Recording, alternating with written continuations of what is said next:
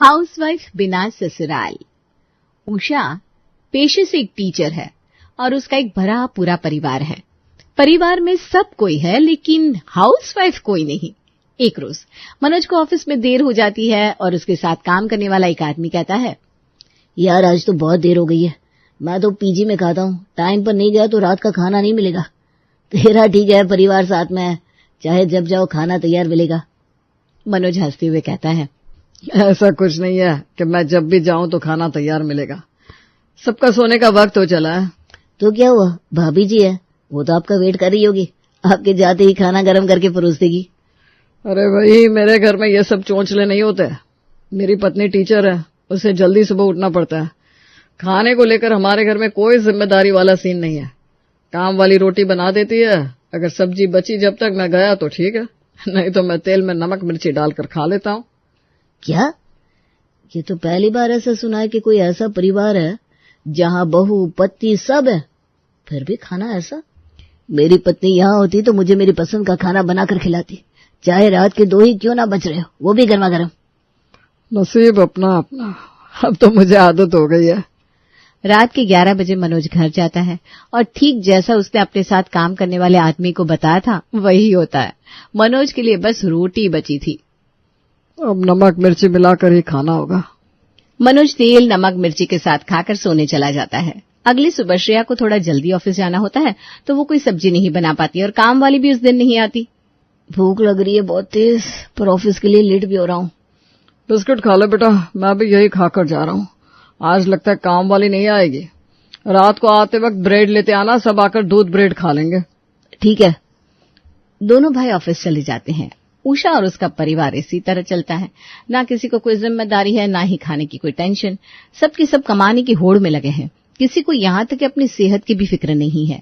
एक रोज संडे को जब सब घर पर होते हैं तब उषा की पड़ोसन लीला उससे मिलने आती है। उषा, मैं देख रही थी कब तुझसे मुलाकात होगी। अरे संडे को तो मैं घर पर ही रहती हूँ। रहती हो, लेकिन एक दिन तुम्हें छुट्टी मिलती है तो तुम अपने घर के काम में बिजी रहती होगी। एक ही दिन तो मिलता है।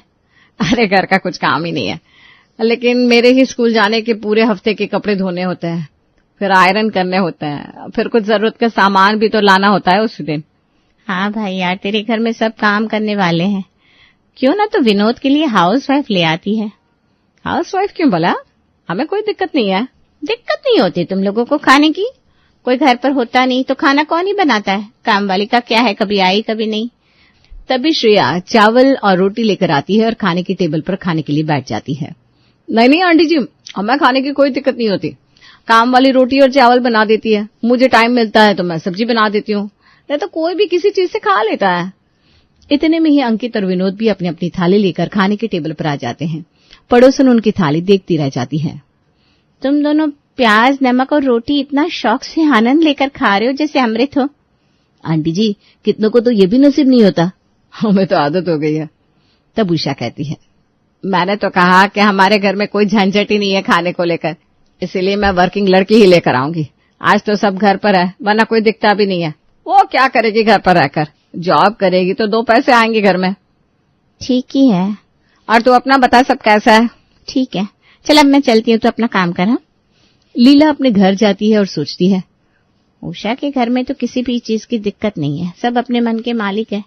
प्रीति इनके यहाँ बहुत खुश रहेगी, इससे अच्छा रिश्ता नहीं मिलेगा प्रीति के लिए। लीला उसी वक्त अपनी बहन संतोष को फोन करती है और कहती है, ए संतोष, मेरी बात सुन, मैंने प्रीति के लिए एक बहुत अच्छा घर देखा है जहाँ कोई झमेला नहीं। अपनी प्रीति राज करेगी, राज। वो शादी के बाद जॉब करना चाहती थी ना, तो यहाँ कर सकती है। भगवान ने मेरी सुन ली। मैं रोज माता रानी से यही मांगती थी कि मेरी बच्ची को अच्छा घर मिल जाए जैसा उसे चाहिए। हाँ, तो उषा का घर वैसा ही है जैसा प्रीति चाहती थी। मैं तो कहती हूँ कोई झमेला किए बिना झटपट शादी कर देना। तू कहे तो मैं बात चलाऊं क्या? हाँ, तू ही बात चला। लीला मौका पाकर उषा से प्रीति के रिश्ते की बात छेड़ती है। लीला, तेरी बहन की बेटी है तब तो जांच पड़ताल की जरूरत ही नहीं है, लेकिन मुझे अपने विनोद के लिए जॉब वाली लड़की चाहिए। मैंने तुझे पहले बताया था ना। अरे हाँ, तो वो जॉब करती है ना, और उसकी सैलरी भी अच्छी खासी है। अच्छा ठीक है, तो उन लोगों को बुला ले, मिलकर बात कर लेते हैं। ठीक है। लीला संतोष को फोन करके कहती है, संतोष, परसों संडे है, तू कल ही सबके साथ यहाँ आ जा। संडे को ही लीला के घर पर सब रहते हैं, उसी दिन बात हो पाएगी ठीक से। ठीक है, मैं कल आ जाऊंगी। अगले दिन संतोष अपने परिवार के साथ लीला के घर आ जाती है। लीला, मैं क्या कहती हूँ, उनके घर हम ना जाकर उन्हें ही यहाँ बुला ले तो कैसा रहेगा? हाँ, ये भी ठीक रहेगा। हम नाश्ते और खाने का इंतजाम कर लेंगे। ऐसा खाना उन्होंने कभी खाया ही नहीं होगा। वैसे उनके घर में ना करने वाला कोई है ही नहीं, कोई खाना ही नहीं बनाता वहां। ठीक से यही बात कर पाएंगे। संतोष और लीला मिलकर शनिवार से ही तैयारी करने लगती हैं। अगले दिन शाम को उषा अपने पूरे परिवार के साथ लीला के घर आती है। आते ही लीला और संतोष मिलकर उन्हें खिलाना पिलाना शुरू कर देती हैं। अरे वाह, आज लग रहा है घर का खाना खाया है। सच में आंटी, खाना बहुत टेस्टी है। कितने दिनों के बाद मेरा परिवार साथ बैठकर खा रहा है। लीला, ये तेरी ही लीला है। मम्मी जी, जिस काम के लिए आए हैं वो तो हुआ ही नहीं। अरे हाँ, प्रीति से तो मिलवाइए अब हमें। प्रीति साड़ी पहने आती है और सबको वो एक नजर में पसंद आ जाती है। देवरानी जी, ये साड़ी पहनने की जरूरत नहीं है। तुम जैसे रहना चाहती हो वैसे रह सकती हो। हमें तो लड़की पसंद है, अभी ही रोका कर देते हैं। क्या कहते हो अंकित और विनोद? थोड़ा हम लोग आपस में बात कर ले पहले। लीला उषा और उसके परिवार को हॉल में अकेला छोड़ देती है। सभी आपस में डिस्कस करके इस निर्णय पर पहुंचते हैं कि प्रीति और विनोद एक दूसरे के लिए सही रहेंगे और दोनों की शादी पक्की कर देनी चाहिए। उषा लीला को बुलाकर कहती है, लीला, हमारी तरफ से रिश्ता पक्का है। अभी बच्चे एक दूसरे को रिंग पहना देते हैं, फिर जब कहो तब शादी कर लेंगे। ठीक है जी। प्रीति और विनोद एक दूसरे को अंगूठी पहनाते हैं और विनोद प्रीति की शादी पक्की हो जाती है। शादी से पहले विनोद और प्रीति फोन पर घंटों बातें करते हैं और प्रीति विनोद के घर का सारा हाल समझ जाती है। दिन बीतने लगते हैं, दोनों की शादी हो जाती है। शादी होकर प्रीति जब ससुराल जाती है तब वो जॉब कर रही होती है। शादी के पहले ही दिन उषा प्रीति से कहती है, प्रीति, शादी के कारण तुमने भी छुट्टी काफी ले ली है, अब कल से ही ज्वाइन कर लेना बेटा। मम्मी जी, मेरा ट्रांसफर अभी नहीं हुआ है, अभी 1 महीना और लगेगा। आहा, तो बहू तो कल अपने मायके चली जा, जब जॉब ट्रांसफर हो जाए तब आ जाना। ठीक है मम्मी जी। आज मेरी पहली रसोई है तो क्या बनाऊं खाने में? बहू, कुछ ज्यादा बनाने की जरूरत नहीं है, बहुत खाना पड़ा है, तू बस एक मीठा बना ले। ठीक है। प्रीति मीठा बनाकर सबको वही देती है। सभी खीर खाकर खुश हो जाते हैं। विनोद, कल प्रीति को उसके मायके छोड़ आना, उसकी नौकरी छूट रही है बेटा। हाँ हाँ भाई, जॉब जरूरी है पहले। अगर पता होता तो शादी 1 महीने बाद कर लेते जब तुम्हारा ट्रांसफर हो जाता। कौन सी हड़बड़ी थी। तुम एक काम करो, मैं आज रात ही तुम्हें छोड़ आता हूँ ताकि तुम वहां आराम से कल जॉब पर जा सको। ठीक है। शाम को विनोद प्रीति को उसके मायके छोड़ आता है। कैसे लोग हैं ये, इन्हें घर की कोई फिक्र ही नहीं है। सबको बस पैसे और नौकरी की पड़ी है, मुझे हनीमून तक नहीं जाने दिया। उधर वापस उषा के घर के सभी लोग अपनी दिनचर्या में लौट आते हैं। दिन बीतने लगते हैं। 1 महीने बाद प्रीति का ट्रांसफर हो जाता है और वो वापस अपने ससुराल चली जाती है। वो देखती है कोई कुछ खा रहा है तो कोई कुछ। प्रीति एक दिन की छुट्टी ले लेती है। प्रीति, तुम इतना छुट्टी लोगी तो तुम्हारी सैलरी नहीं कटेगी? हाँ कटेगी भाभी, लेकिन आज रेस्ट कर लेती हूँ, अपना रूम भी तो एडजस्ट करना है ना। अरे वो सब हो जाता है यार, तुम प्रमोशन लेने की कोशिश करो। मम्मी जी को देखो, इस उम्र में भी प्रमोशन का ट्राई कर रही हैं। हाँ भाभी। सब अपनी अपनी ड्यूटी पर चले जाते हैं। पूरा दिन प्रीति अकेली रहती है और रात को जब सब आते हैं तो कोई चाय के साथ रोटी खा रहा है, कोई अचार से, कोई नमक मिर्ची से, तो कोई दूध से। ये सब देखकर प्रीति को बिल्कुल अच्छा नहीं लगता और वो विनोद से कहती है, क्या इस तरह कौन ही रहता है? ऐसा खाना भाता भी है क्या? सबको आदत हो गई, खा लेते हैं। वैसे आज काजल आने वाली है, आप जाकर उसे ले आओ। अरे वो खुद आ जाएगी, मैं चला सोने। विनोद सोने चला जाता है। काजल खुद घर आ जाती है। उसके आने पर कोई जगह नहीं होता, ना ही कोई उससे खाने पीने को पूछने तक आता है। ये देखकर प्रीति काजल के पास जाती है और कहती है, दीदी आपके लिए क्या बना दूं, चाय या कॉफी? भाभी कुछ भी चलेगा, आपने पूछा यही बात है, वरना इस घर में तो किसी को किसी से मतलब ही नहीं है, इसीलिए तो मैं आपकी शादी में भी नहीं आई। कोई बात नहीं दीदी, मैं हूं ना। भाभी मुझे बहुत तेज भूख भी लग रही है, कुछ खाने को मिलेगा? अरे ये कोई बोलने की बात है क्या? क्या खाना है बताइए, मैं बना देती हूँ। बोलने वाली बात तो है भाभी, क्या आपने अभी तक देखा नहीं यहाँ सब कैसे खाते हैं, तेल नमक मिर्ची के साथ तो चाय के साथ। सब्जी तो यहाँ जैसे बने जन्मों बीत गए हों। ये सब छोड़िए, चाउमीन खाना है, मैं हम दोनों के लिए बनाती हूँ। ठीक है, चाउमीन बनाइए।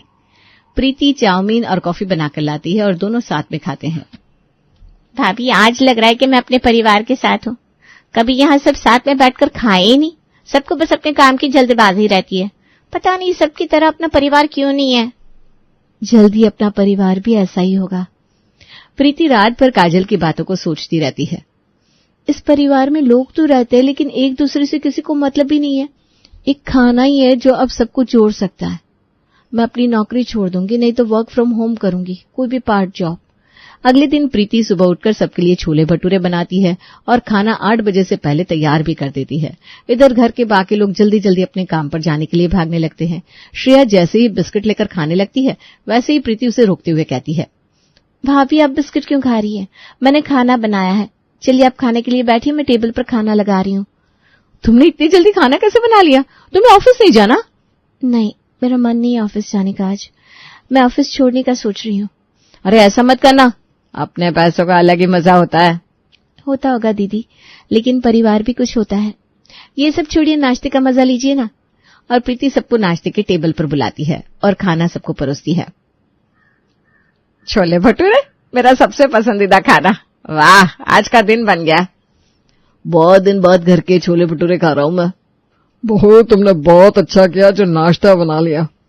सब एक साथ खाना खाते हैं और खाने का आनंद लेते हैं। खाने की खुशी में कोई प्रीति से उसके ऑफिस के बारे में पूछता ही नहीं और सब अपने अपने काम पर चले जाते हैं। वाह भाभी, आपने तो कमाल कर दिया। मन खुश हो गया मेरा आज सबको साथ देखकर। हाँ दीदी, अब ये रोज देखने को मिलेगा सिवाय दोपहर को। अब बता, रात के खाने में क्या बनाऊं? मैं आपका खाना बनाने में हेल्प करूंगी। आज हम दाल तड़का, रोटी चावल और आलूदम बनाते हैं। ठीक है, चलो ननद भाभी आज साथ में काम करेंगे। प्रीति अपने ऑफिस में रेजिग्नेशन दे देती है और पार्ट टाइम जॉब सर्च करने लगती है। शाम होते ही प्रीति और काजल रात के खाने के काम में लग जाती हैं। भाभी, आपने सच में नौकरी छोड़ दी? मुझे यकीन नहीं हो रहा। आज भी ऐसी लड़कियां हैं जो अपने ससुराल के लिए इतना कुछ करती है। जब आप इतना कुछ कर सकती है तो मैं क्यों नहीं? अब मैं भी बाहर जॉब छोड़कर यहीं पर कोई जॉब ज्वाइन कर लूंगी ताकि परिवार के साथ तो रह सकूं। हाँ दीदी, आप भी यहीं आ जाओ। वैसे भी कुछ ही दिनों में आपकी भी शादी हो जाएगी। इसी बहाने कुछ दिन हमारे साथ बिताइए। अच्छा है। दोनों ननद भाभी बातचीत करते करते खाना बनाने लगती है। शाम को जैसे ही सब घर आते हैं, खुशबू से उनका मन खुश हो जाता है। बड़ी अच्छी खुशबू आ रही है। खुशबू से तो पूरा घर महक उठा है। पापा, खुशबू से ना और भी तेज भूख लगने लगी है। इतने में ही काजल हॉल में आकर कहती है, खाना तैयार है, सब झट से मुंह हाथ धोकर खाने पर आ जाओ।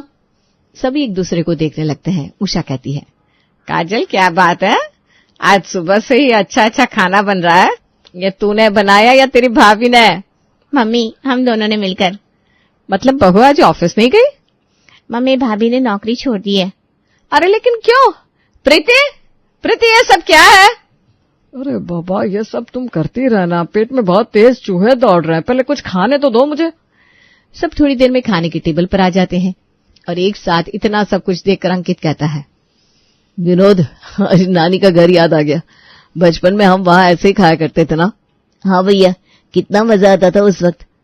पता नहीं वो दिन अब कहाँ गए। काजल तो भूल गई क्या? एक आइसक्रीम के लिए लड़ लिया करती थी। मेरी थाली से गुलाब जामुन उठाकर भाग जाती थी। काजल जोर जोर से हंसने लगती है। याद है मुझे, सब कजिन कितना मजा करते थे और नानी भी हमारे साथ खेलती थी। चला जाए क्या नानी का घर भैया फिर से? हाँ काजल। तीनों भाई बहन अपने बचपन की बातों में खो जाते हैं। उषा और मनोज भी एक दूसरे से अपने शादी के वक्त की बात करने लगते हैं। तब श्रेया कहती है, दीदी अब नानी जी तो है नहीं, इससे अच्छा है कि हम अपने गांव चले पूरे परिवार के साथ। कभी ऐसा मौका मिला ही नहीं है। हाँ ना, चलते हैं। 1 हफ्ते बाद का प्लान बनाते हैं, क्योंकि छुट्टी भी तो लेनी होगी ऑफिस से। हाँ हाँ। अब प्रीति रोज नाश्ता और रात का खाना बनाती है। इसी तरह 1 हफ्ता बीत जाता है और खाने की खुशबू से उषा प्रीति से उसकी नौकरी के बारे में पूछना ही भूल जाती है और घर के सभी लोग आपस में एक दूसरे के करीब आने लगते हैं। 1 हफ्ते बाद अब आज गांव की ट्रेन रहती है। प्रीति और काजल सुबह से रास्ते के खाने की तैयारी में लग जाती हैं। तभी श्रेया भी वहां आती है। निमकी बना रही हूँ, लाओ मैं भी तुम लोगों को मदद करवाती हूँ। आइए भाभी। आज बहुत अच्छा लग रहा है। मैं अभी ना ये ऑफिस वाली जिंदगी से ऊब गई हूँ। अब ये फैमिली लाइफ एंजॉय करना चाहती हूँ। सोच रही हूँ एक बच्चा कर लूं, वरना बाद में नहीं होगा। मेरी सब सहेली के 2-2 बच्चे हैं, सब मुझसे कहती हैं बच्चा कर लो, बच्चा कर लो। हाँ भाभी, जल्दी से कर लो ताकि इस घर में भी एक नया मेहमान आए। तीनों को साथ देकर उषा भी उसका हाथ बटाने आ जाती है और आज पहली बार चारों मिलकर खाना बनाती है। मनोज ये सब देखकर कहता है, आज पहली बार सबको साथ में देखकर बहुत अच्छा लग रहा है। आज मेरा परिवार लग रहा है। हाँ पापा। खाना पैक करके रात में सब गांव के लिए निकल जाते हैं। रास्ते भर सब खाते पीते हुए जाते हैं। अगले दिन रात को सब गांव पहुंचते हैं और अपना गांव का घर खोलते हैं। उषा दरवाजे पर खड़ी अपनी पुरानी यादों में खो जाती है और उसकी आंखें भर आती है। वो दिन ही अच्छे थे जब सब साथ में थे। आज सब साथ होकर भी साथ नहीं लगते हैं। कुछ अच्छे पल जो देखने को नसीब हुआ वो प्रीति बहू तुम्हारे कारण। अब मैं अपनी नौकरी छोड़कर अपने घर संसार में लग जाऊंगी। हाँ मम्मी जी, पैसे तभी अच्छे लगते हैं जब परिवार साथ हो। घर घर की तरह होना चाहिए, ना कि किसी होटल की तरह। अच्छा हुआ तूने अपना जॉब छोड़ दिया। मम्मी जी, काजल दीदी की शादी यहीं से करेंगे क्या? सब आराम करके घूमने चले जाते हैं और फिर सब रिश्तेदारों को अपने घर मिलने को बुलाते हैं। इसी तरह दिन बीतने लगते हैं।